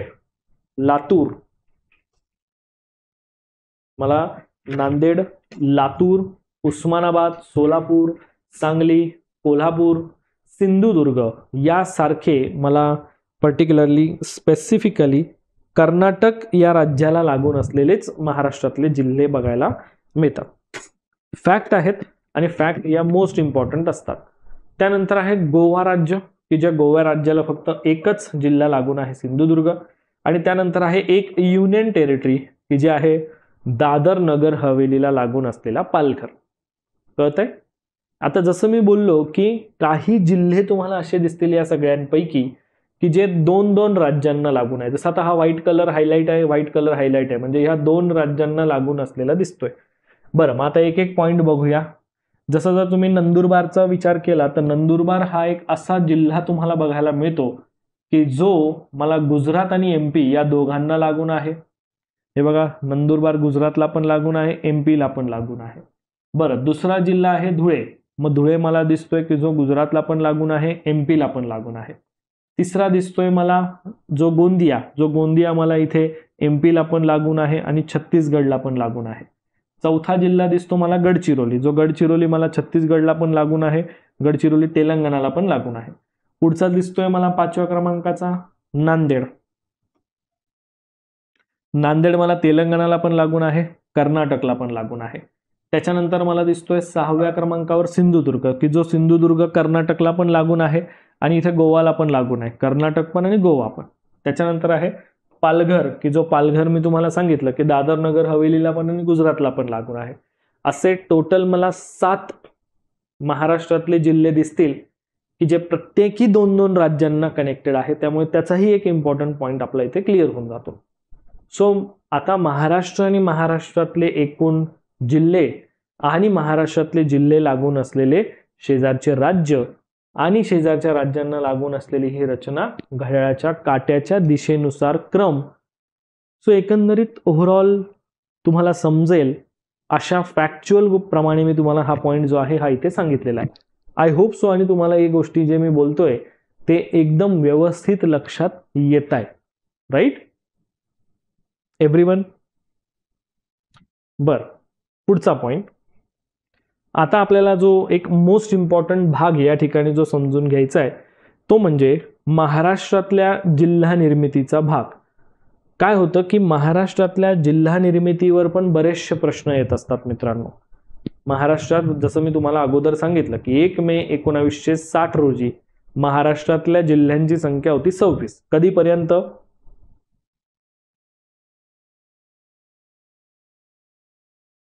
तर 1 मे 1960 पासून 1 मे 1960 पासून ज्या वेळेस आपल्याला दिसतंय की महाराष्ट्राची स्थापना झाली तर त्या स्थापनेपासून तर साधारण 1 मे 1981 पर्यंत महाराष्ट्रातल्या जिल्ह्यांची संख्या ही मला 26 बघायला मिळते. आणि आजच्या दिवसाला हेच जिल्ह्यांची संख्या मला टोटल 36 बघायला मिळते. सो यामध्ये काय झालं, एकंदरीत मी जर बघायला गेलो तर मला हे दिसून आलं की महाराष्ट्रामध्ये +10 ही मला या ठिकाणी वाढ झालेली दिसते. म्हणजे +10 नवीन जिल्हे मला इथे तयार झालेले दिसतील. ठीक आहे, बरं. म्हणजे नवीन 10 जिल्हे तयार झाले सर, मग आम्हाला क्रम विचारतील का बरं त्या गोष्टीवर की 10 जिल्ह्यांचा क्रम सांगा? कदाचित तसंही विचारलं जाऊ शकतंय. त्यामुळे लक्षात ठेवण्यासाठी मी तुम्हाला इथे जिल्ह्यांचा क्रम सुद्धा दिलेला आहे. बघा, पहिला जिल्हा जो आहे तो म्हणजे सिंधुदुर्ग हा महाराष्ट्रातला पहिला जिल्हा, जालना दुसरा, लातूर तिसरा जिल्हा आहे, गडचिरोली चौथा, मुंबई उपनगर 5वा जिल्हा, नंदुरबार 6वा, वाशिम 7वा, गोंदिया 8वा, हिंगोली 9वा आणि पालघर महाराष्ट्रातला 10वा. सो असे हे टोटल महाराष्ट्रातले 10 जिल्हे तुम्हाला दिसत आहेत की जे 10 जिल्हे क्रमानुसार कसे तयार झाले. मग आता तुम्हाला कदाचित या 10 पैकी कोणतेही 4 विचारतील किंवा पहिले 4 विचारतील किंवा अलीकडचे 4 विचारतील. ठीक आहे, सो यांचं समजून घ्या की कदाचित जुन्यापासून नवीनपर्यंत, नवीनपासून जुन्यापर्यंत म्हणजे असा क्रम तुम्हाला विचारला जाईल. सो अनेक सारे क्रमाचे अप्रोच आहे या ठिकाणी. सो माझा जो तुम्हाला एक अप्रोच सांगण्याचा जो पॉइंट आहे की इथे जो प्रश्न येऊ शकतो तर इथे तुमचा मोस्ट प्रोबॅबल क्वेश्चन हा क्रम आधारित असू शकतो की ज्यामध्ये क्रम जे आहेत हे वेगवेगळ्या प्रकारचे अनेक सारे क्रम तुम्हाला लक्षात ठेवावं लागतील. समजतंय? अनेक वेगवेगळे क्रम तुम्हाला इथे लक्षात घ्यावे लागतील. जसं मी सांगितलं, स्टार्टिंग पासून एंड पर्यंत, एंड पासून स्टार्ट पर्यंत. म्हणजे आता जसं मी बोललो की हा सगळ्यात पहिला तयार झाला म्हणजे हा सगळ्यात जुना आहे आणि हा सगळ्यात रिसेंट तयार झाला हा 10व्या क्रमांकाचा आहे म्हणजे पालघर 2014ला तयार झाला जो अलीकडचा म्हटला जाईल. मग तुम्हाला एक तर हा उलटा क्रम विचारतील किंवा सरळ क्रम विचारतील. समजतंय? किंवा आता जसं मी इथे या ठिकाणी सांगितलेलं आहे की 10 जिल्हे तयार झाले किंवा तुम्हाला त्यांचं स्थापना वर्ष विचारलं जाऊ शकतं. मग स्थापना वर्षाच्या संबंधित मध्ये प्रश्न काय असू शकतो? जोड्या लावा, विसंगत पर्याय, योग्य अयोग्य, बरोबर की नाही, या स्वरूपाचे प्रश्न असू शकतील किंवा डायरेक्टली एखादा विधानात्मक प्रश्न तयार होऊ शकतो. सो तो अप्रोच तुम्हाला जरा व्यवस्थित लक्षात घ्यावा लागेल. मग ह्यामध्ये काय गोष्टी आपल्याला जरा व्यवस्थित बघणं गरजेचं आहे. तर आपल्याला सगळ्यात पहिल्यांदा जिल्हा निर्मिती कधी झाली? 1 मे 1981. 1 मे 1981 ला मला या ठिकाणी सगळ्यात पहिल्यांदा जिल्हा निर्माण झालेला दिसतो. आणि 1 मे 1981 रोजी मला 2 जिल्हे विभाजन होऊन 2 नवीन जिल्हे तयार झालेले दिसतात. बरं ठीक आहे. आता तुम्ही म्हणतात सर काही काही ठिकाणी तर आम्हाला एकाच दिवशी 2-2 जिल्हे तयार झालेले दिसतात. मग ते आमच्यासाठी इंटरेस्टिंग किंवा मोस्ट इम्पॉर्टंट म्हणून आम्ही लक्षात ठेवलं पाहिजे का? सो ऑब्व्हियसली तो पॉईंट तुमच्यासाठी इम्पॉर्टंट असणार आहे. जसं की 1 मे 1981, 1 जुलै 1998, 1 मे 1999. कारण का की ह्या दिवशी एक डेट तुम्हाला लक्षात घेणं आहे आणि त्या दिवशी 2 नवीन जिल्हे तयार झालेले आहेत. मग जसं मी बोललो की पहिल्यांदा समजा सर आम्हाला असं विचारलं पण जाऊ शकतं ना की फक्त 1 मे रोजी स्थापन झालेले जिल्हे जे आहेत ते कोणते कोणते आहेत? काय वाटतं बरं? येऊ शकतो का असा प्रश्न? काय वाटतं बरं तुम्हाला? की सर समजा की खाली दिलेल्या जिल्ह्यांपैकी 1 मे रोजी स्थापन झालेले जिल्हे कोणते? किंवा 1 मे रोजी स्थापन झालेल्या जिल्ह्यांचा क्रम लावा. तर 1 मे रोजी स्थापन झालेल्या जिल्ह्यांच्या क्रमाचा भाग पण तुमचा असाच येईल. सिंधुदुर्ग, जालना, गोंदिया आणि हिंगोली. कारण हे 4 जिल्हे असे आहेत की जे स्पेसिफिकली 1 मे रोजी स्थापन झालेले आहेत. म्हणून मग मी मे महिन्याला इथे हायलाइट केलेलं आहे. आणि 1 मे रोजी स्थापन झालेले जर का जिल्हे जर मला विचारले जात आहेत तर त्यामध्ये मला सिंधुदुर्ग, जालना, गोंदिया आणि हिंगोली हे जिल्हे मात्र इथे मला लक्षात ठेवणं मोस्ट इम्पॉर्टंट आहे. जर सर कदाचित समजून घ्या असा प्रश्न आला की एकाच दिवशी स्थापन झालाय बट 1 मे नसून 1 जुलै ही तारीख असेल तर 1 जुलै 1998 ला कोणते 2 जिल्हे नेमकं स्थापन झाले? तर असा जर का प्रश्न आहे मग त्यावेळेस तुम्हाला प्रश्नांमध्ये नंदुरबार आणि वाशिम हे जे पर्याय असेल हे ते उत्तर म्हणून तुम्हाला निवडावं लागेल. कारण 1 जुलै ह्या दिवशी सुद्धा 2 जिल्हे नवीन निर्माण झालेले आहेत, नंदुरबार आणि वाशिम. 1 मे रोजी सिंधुदुर्ग, जालना, गोंदिया आणि हिंगोली. मग बाकीचे जे जिल्हे तयार झालेले आहेत ते ऑदर डेटला तयार झालेले, जसं 16 ऑगस्ट 1982, 26 ऑगस्ट 1982. वर्ष तर एकच आहे बट डेट चेंज आहे. ठीक आहे. नंतर 1990, 1998, 99 आणि 14. सो इथे काय होईल की तुम्हाला कदाचित हे वर्ष जे आहे ह्या वर्षावर आधारित पण प्रश्न येऊ शकतो की कोणत्या वर्षी कोणता नवीन जिल्हा तयार झाला, असा पण एक प्रश्न तयार होतो. वास्तविक तो एक जेन्युइन अप्रोच तुम्हाला मी सांगतोय की ज्या अप्रोचवर तुमचे क्वेश्चन्स हे मोस्ट प्रोबॅबल आहेत, मोस्ट इम्पॉर्टंट आहेत की जे तयार होतात, याचा तुम्ही इथे विचार करायचा आहे. क्लिअर आहे सगळ्यांना? बरं, मग आता जसं मी तुम्हाला हे सांगितलं सगळं की 1 मे 1981 या रोजी रत्नागिरीचं विभाजन झालं. लक्ष द्या व्यवस्थित. आता रत्नागिरीचं विभाजन झालं आणि सिंधुदुर्ग तयार झाला आणि औरंगाबादचं विभाजन होऊन जालना तयार झाला. ठीक आहे. बरं ठीक आहे. मग 16 ऑगस्ट 1982 यावेळेस उस्मानाबादचं विभाजन झालं आणि लातूर तयार झाला. आणि 26 ऑगस्ट म्हणजे 16 ऑगस्ट नंतर लगेच 10 दिवसांनी त्याच वर्षी चंद्रपूरचं विभाजन होऊन गडचिरोली तयार झालेला आहे. सो हा एक पॉइंट लक्षात ठेवणं तेवढंच गरजेचं आहे. त्यानंतर 4 ऑक्टोबर 1990 मुंबई शहर मधून मुंबई उपनगर सेपरेट झालं. मग 1 जुलै 1998 2 जिल्हे इथे निर्माण झालेले दिसतात. 2 जिल्ह्यांमध्ये धुळेमधून नंदुरबार तयार झालेला आहे आणि अकोलामधून वाशिम तयार झालेला आहे. सो हा पण एक पॉइंट इथे लक्षात ठेवा. मग त्यानंतर 1 मे 1999 भंडारामधून तुमचा गोंदिया तयार झाला. बरोबर. भंडारामधून गोंदिया, परभणीमधून हिंगोली. सो हे असे 2 नवीन जिल्हे तयार झालेले दिसतात मला या ठिकाणी. Am I right? ठीक आहे. बरं सर, मग ते पालघरचं काय? 1 ऑगस्ट 2014 रोजी 1 ऑगस्ट 2014 रोजी ठाणेमधून पालघर तयार झालेला आहे. आता काय होईल माहिती आहे का, इथे तुम्हाला अजून एक क्वेश्चन जो आहे ना, हा इथे थोडासा डिसेंटली लक्षात ठेवणं जरा गरजेचं राहणार आहे.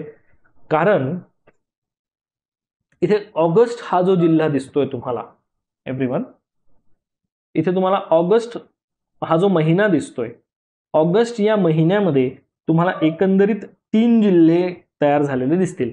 मग कदाचित तुमचा हा पण एक अप्रोच असू शकतो की ज्यामध्ये ऑगस्ट महिन्यातल्याच जिल्ह्यांच्या रिलेटेड प्रश्न विचारला जाईल. म्हणजे फॉर एक्झाम्पल लातूर, गडचिरोली आणि पालघर. समजतंय? लातूर, गडचिरोली आणि पालघर. आता हे काय बरं अप्रोच आहे की हे 3 जिल्हे असे आहेत की जे ऑगस्ट महिन्यात विभाजित झालेले आहेत. दिसते वर्ष वेगवेगळं आहे, बट मात्र महिना ऑगस्टच आहे. बरोबर की नाही? सो असाही एक अप्रोच तुम्हाला इथे विचारला जाऊ शकतो किंवा असाही एका अप्रोचवर तुमचा प्रश्न तयार होऊ शकतो. ही एक प्रोबॅबिलिटी झाली ज्याचा आपण विचार करून ठेवायला पाहिजे. बरं, अजून काय विचारलं जाऊ शकतं सर आम्हाला अशा पॉइंटवर? तर इथे तुम्हाला अजून एक येऊ शकतोय की मूळ जिल्हा कोणता आहे आणि नवीन जिल्हा कोणता आहे. म्हणजे कोणत्या जिल्ह्याचं विभाजन होऊन नवीन जिल्हा तयार झाला, तर हा मूळ जिल्ह्यांचा आणि नवीन जिल्ह्यांचा जोड्या लावाचा पण प्रश्न येऊ शकतो, किंवा नवीन जिल्हा आणि तुमचं वर्ष याचा पण एखादा प्रश्न तुम्हाला विचारला जाऊ शकतो. सो ही प्रोबॅबिलिटी आहे किंवा ही एक प्रकारची शक्यता आहे असं मी या ठिकाणी म्हणू शकतो. कळलंय सर्वांना? एव्हरीवन?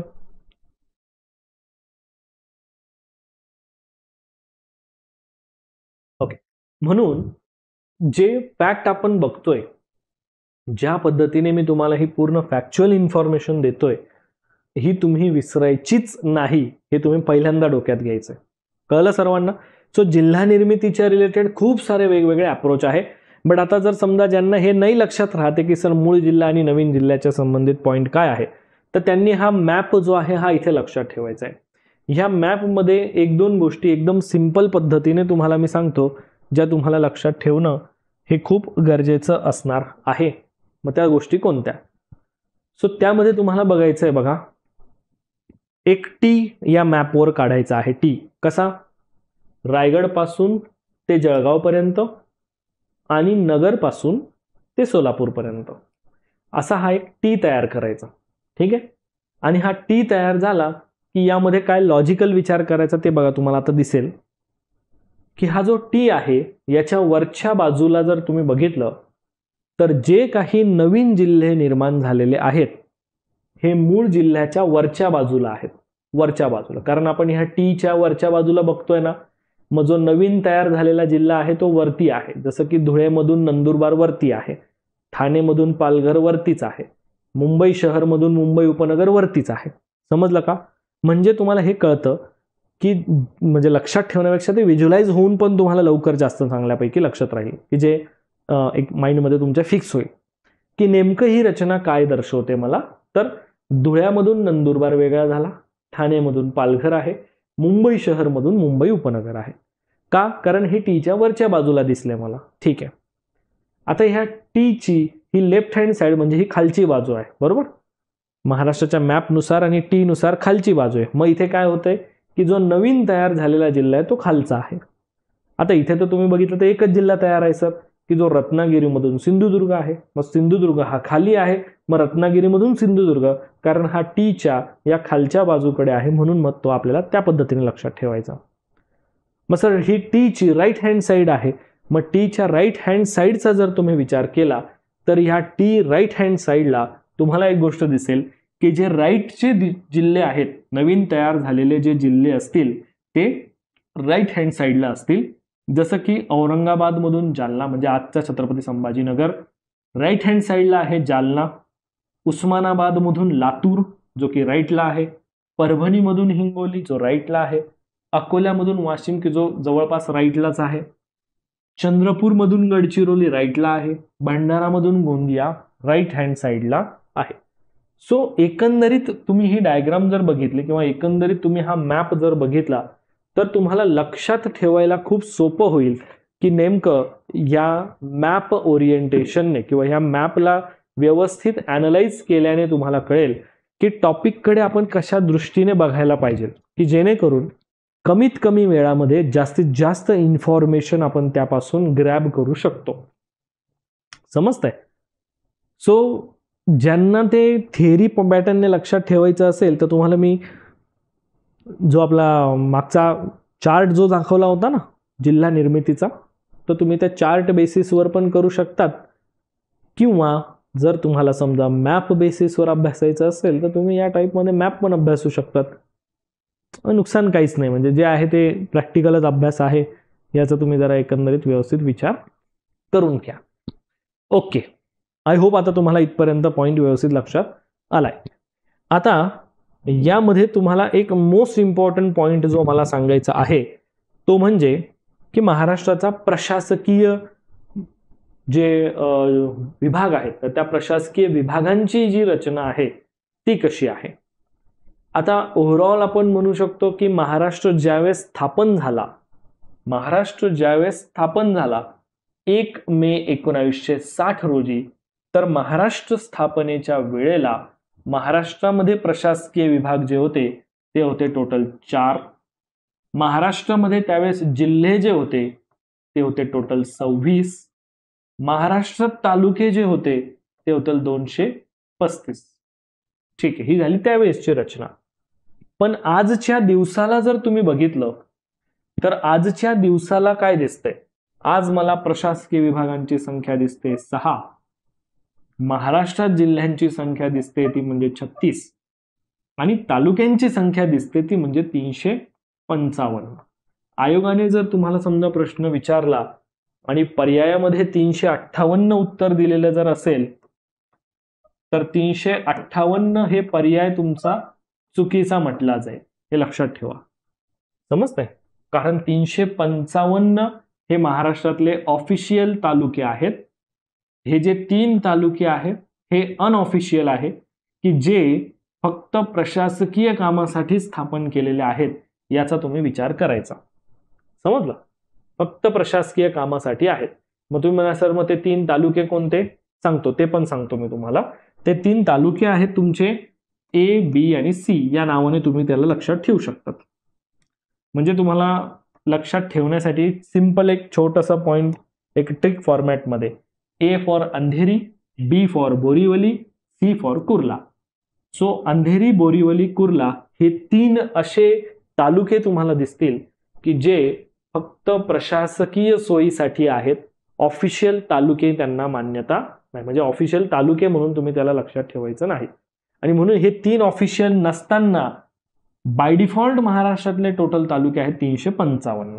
ओके, ठीक आहे. मग महाराष्ट्रामधले जे प्रशासकीय विभाग आहेत ते कोणते कोणते?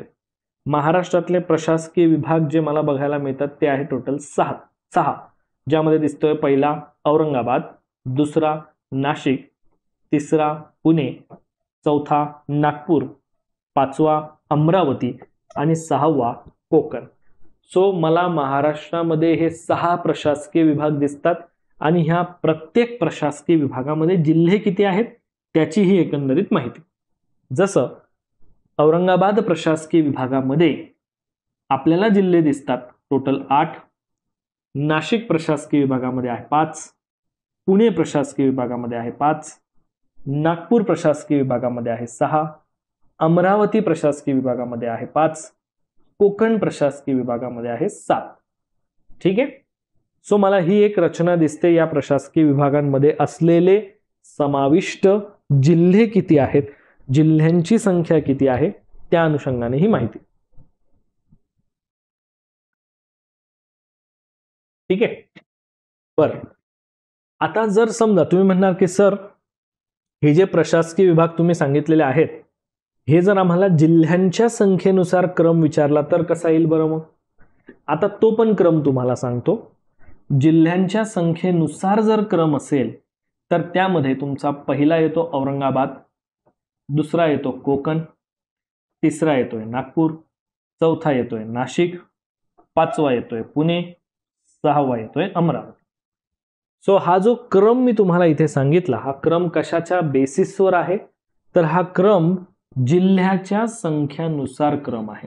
जिल्ह्याच्या संख्येनुसार क्रम हा तुम्हाला इथे दिसतो की औरंगाबादमध्ये 8, कोकणमध्ये 7, नागपूर 6, नाशिक 5, पुणे 5, अमरावती 5. मी प्रशासकीय विभाग आहे म्हणून औरंगाबाद हा शब्द उच्चार करतोय, हे लक्षात ठेवा. सेपरेट जिल्हा म्हणून शब्द उच्चार करत असताना मी छत्रपती संभाजीनगर म्हणूनच त्याला करेल, हे तुम्ही व्यवस्थित समजून घ्या. हे तुम्हाला समजलं पाहिजे म्हणून थोडंसं जरा व्यवस्थित त्याच पद्धतीने हे लिहिलेलं पण आहे. ठीक आहे. तालुका संख्या निहाय जर मला क्रम विचारला की प्रत्येक प्रशासकीय विभागामध्ये तालुक्यांची संख्या किती आहे, प्रत्येक प्रशासकीय विभागामध्ये तालुक्यांची संख्या किती आहे, त्यानुसार जर प्रश्न असेल तर मला सर्वात जास्त तालुके दिसत आहेत. औरंगाबाद, दुसरे नागपूर, तिसरा पुणे, चौथा अमरावती, 5वा नाशिक, 6वा कोकण.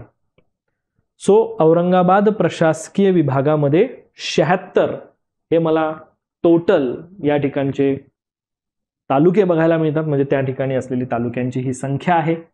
नागपूर प्रशासकीय विभागामध्ये बघितलं तर 64, पुणे प्रशासकीय विभागामध्ये बघितलं तर 58, अमरावती प्रशासकीय विभागामध्ये बघितलं तर 56, नाशिक प्रशासकीय विभागामध्ये बघितलं तर 54 आणि कोकण प्रशासकीय विभागामध्ये एकूण तालुके आहेत 47. आणि जे 3 तालुके आहेत जे अनऑफिशियल आहेत ते आहेत तुमचे अंधेरी, बोरिवली आणि कुर्ला.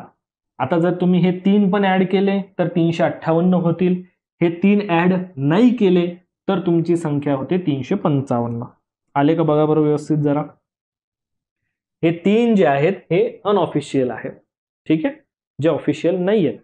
मग मात्र जर तुम्ही हे ऑफिशियल तालुक्यांची संख्या बघितली तर 355. म्हणून आयोगाने जर प्रश्न विचारला तर तुमचं 355 हे उत्तर असलं पाहिजे, ना की 358.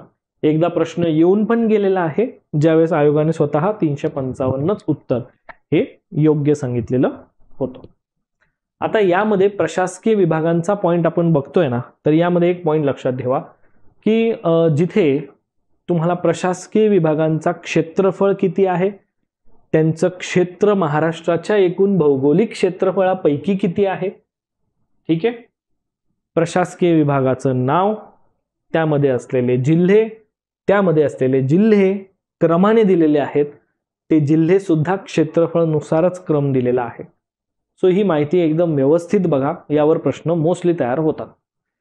की आता जसं मी बोललो की महाराष्ट्रातले प्रशासकीय विभाग, किती प्रशासकीय विभाग आहेत महाराष्ट्रामध्ये, एकूण टोटल 6 प्रशासकीय विभाग आहेत.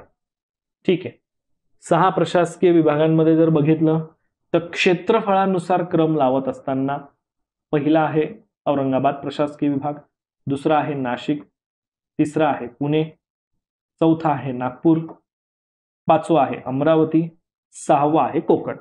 सो हा जो क्रम मी तुम्हाला सांगतोय हा पूर्ण क्रम हा सिक्वेन्सनुसार आहे, क्षेत्रफळानुसार. म्हणजे जर तुम्हाला समजा प्रशासकीय विभाग आणि क्षेत्रफळ यांचा जोड्या विचारलं, विधान विचारलं तरी उत्तर देता येईल. मात्र मोस्ट प्रोबॅबिलिटी जी येते ती कुठे येते की पर्टिक्युलर प्रशासकीय विभागाने महाराष्ट्राच्या भौगोलिक क्षेत्रफळापैकी किती टक्के क्षेत्र व्यापलेलं आहे. मग जर सर्वाधिक क्षेत्र बघितलं तर औरंगाबाद प्रशासकीय विभागाचं आहे की जे 21.06% एवढं क्षेत्र दिसतंय. आणि सर्वात कमी जर बघितलं तर ते कोकण बघायला मिळतो, कारण क्षेत्रफळाच्या दृष्टीने कोकण प्रशासकीय विभाग हा सगळ्यात लहान विभाग मला दिसतो. क्षेत्रफळाच्या दृष्टीने जर का मी बघेल तर मला हा सगळ्यात लहान दिसतो. समजतंय सर्वांना? ओके, आय होप आता माझा आवाज तुम्हाला व्यवस्थित येतोय. आता जसं मी तुम्हाला सांगितलं की औरंगाबादने महाराष्ट्राच्या भौगोलिक क्षेत्रफळापैकी 21.6%, नाशिकने 18.70%, पुण्याने 18.60%, नागपूरने 16.69%, अमरावतीने 14.95% आणि कोकणने 10%. सो एक गोष्ट लक्षात ठेवा, ह्या गोष्टीवर तुमचा क्रम आधारित प्रश्न पण येऊ शकतो बरं का. क्रम असेल किंवा जोड्या लावा असेल किंवा योग्य जोडीचा पर्याय निवडा, या टाईपचा पण तुमचा इथे प्रश्न फॉर्म होऊ शकतो. त्यामुळे त्याचाही विचार करून ठेवा. ठीक आहे. किंवा प्रशासकीय विभागांचा पण डायरेक्टली तुम्हाला क्रम विचारला जाऊ शकतो, जसं मी बोललो की ऑलरेडी क्षेत्रफळानुसार आहे, तो प्रश्न झाला. किंवा तुम्हाला असाही प्रश्न विचारला जाऊ शकतो, जसं क्रम मी तुम्हाला सांगितला, ह्या बेसिसवर पण तयार होऊ शकतो. जर क्रम विचारला तर मी ऑलरेडी याचा क्रम जिल्ह्यांच्या संख्येनुसार जो क्रम दिलाय तो तुम्हाला मी इथे दिलेला आहे. बघा दिसतोय का, हा जिल्ह्यांच्या संख्येनुसार क्रम, इथे तालुक्याच्या संख्येनुसार क्रम. म्हणून क्रमाचा प्रश्न ह्या माहितीवर पण येऊ शकतो, म्हणून मी तुम्हाला इथे ॲरो देऊन टाकलेला आहे की जेणेकरून तुम्ही लक्षात ठेवणार. आता बघा, प्रत्येक प्रशासकीय विभागामध्ये कोणते कोणते जिल्हे समाविष्ट आहेत ते पण इथे दिसणार आपल्याला. आणि त्यामध्ये पर्टिक्युलर जिल्ह्यांपैकी त्या प्रशासकीय विभागामध्ये सगळ्यात मोठा जिल्हा कोणता, सगळ्यात छोटा जिल्हा कोणता, हे क्रमाने दिलेलं आहे. ठीक आहे. आणि त्या पर्टिक्युलर प्रशासकीय विभागामध्ये पर्टिक्युलरली तो स्वतः जिल्हा कितव्या क्रमांकावर येतो क्षेत्रफळाने ते पण दिलेलं आहे. ठीक आहे. बरं, औरंगाबाद प्रशासकीय विभागामध्ये क्षेत्रफळानुसार आता हा क्रम आहे, हा तुम्हाला दिसतोय बघा, मी वरती लिहिलेला आहे, हा उतरता क्रम आहे, हा उतरता क्रम आहे. आणि इकडनं जर इकडे आले तर हा तुमचा चढता क्रम होतो. ठीक आहे. म्हणजे तुम्हाला या बेसिसवर प्रश्न आले तर तुम्ही इथल्या इथेच हे लक्षात ठेवू शकतात, म्हणून मी तुम्हाला तसं दिलेलं आहे. जसं आता बीड हा सगळ्यात मोठा जिल्हा मला दिसतोय, बीड सगळ्यात मोठा, नंतर नांदेड, नंतर औरंगाबाद, जालना, उस्मानाबाद, लातूर आणि परभणी आणि हिंगोली. यामध्ये बीड हा सगळ्यात मोठा जिल्हा आहे आणि हिंगोली हा सगळ्यात छोटा जिल्हा आहे. आणि विशेष जोडीनुसार पण प्रश्न येऊ शकतो तुम्हाला की औरंगाबाद प्रशासकीय विभागामध्ये सगळ्यात मोठा आणि सगळ्यात छोटा जिल्ह्यांचा योग्य जोडीचा पर्याय ओळखा. मग पर्यायामध्ये दिलं जाईल बीड नांदेड, औरंगाबाद जालना, परभणी हिंगोली, बीड हिंगोली. ठीक आहे. मग तुमचं योग्य उत्तर असेल बीड हिंगोली सगळ्यात मोठा आणि सगळ्यात छोटा, या स्वरूपामध्ये तुमचं उत्तर. बरं, त्याच्यानंतर नाशिक प्रशासकीय विभागामध्ये जर बघितलं तर नाशिक प्रशासकीय विभागामध्ये नगर सगळ्यात मोठा आणि नंदुरबार सगळ्यात छोटा. आणि नाशिक प्रशासकीय विभागामध्ये स्वतः नाशिकचा दुसरा क्रमांक लागतो. ठीक आहे. बरं, त्यानंतर आहे पुणे, पुणे प्रशासकीय विभाग. पुणे प्रशासकीय विभागामध्ये जिल्हे आहे टोटल 5, त्यात पुण्याचाच क्षेत्रफळानुसार पहिला क्रमांक आणि कोल्हापूरचा सगळ्यात शेवटचा क्रमांक. म्हणजे पुणे, सोलापूर, सातारा, सांगली आणि कोल्हापूर.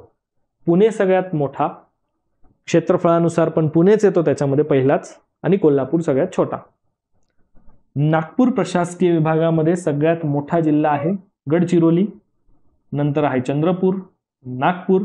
नागपूर प्रशासकीय विभागात नागपूरचाच क्रमांक आहे तिसरा, त्यानंतर आहे वर्धा, गोंदिया आणि सगळ्यात छोटा जिल्हा भंडारा. ठीक आहे. बरं, अमरावती प्रशासकीय विभागामध्ये अमरावतीचा क्षेत्रफळानुसार 5वा क्रमांक लागतोय आणि ह्या प्रशासकीय विभागामध्ये जिल्हे आहेत 5, त्यात सगळ्यात मोठा जिल्हा आहे यवतमाळ.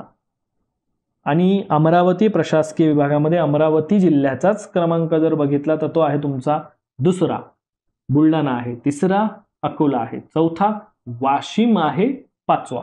वाशिम हा सगळ्यात छोटा जिल्हा आहे औरंगाबादमध्ये. कोकण प्रशासकीय विभागामध्ये जिल्ह्यांची संख्या आहे टोटल 7, की ज्या 7 जिल्ह्यांमध्ये सगळ्यात मोठा आहे रत्नागिरी, नंतर रायगड, पालघर, सिंधुदुर्ग, ठाणे, मुंबई उपनगर आणि सगळ्यात छोटा जिल्हा जो आहे तो आहे मुंबई शहर. सो हा झाला याचा एक महत्वाचा सिक्वेन्स. क्लिअर आहे? ओके. सो ही झाली महाराष्ट्राची संबंधित राजकीय आणि प्रशासकीय भूगोलाची माहिती.